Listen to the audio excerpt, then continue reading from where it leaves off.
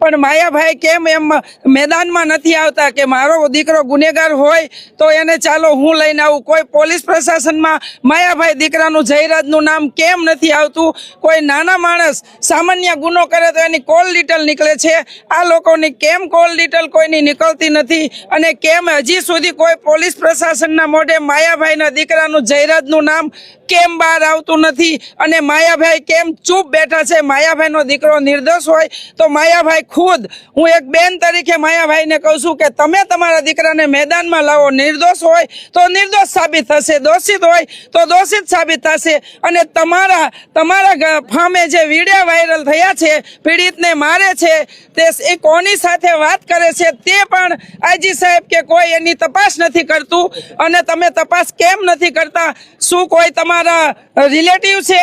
તમારા માટે તો સમાજ સર્વ સરખો છે. મારું આટલું કહેવું છે કે મારા નવનીતભાઈને ન્યાય નહીં આપે તો અત્યારે તો સર્વ હવે અમે ગુજરાતના ખૂણે ખૂણેથી મહિલા આંદોલન પણ અમે કરીશું.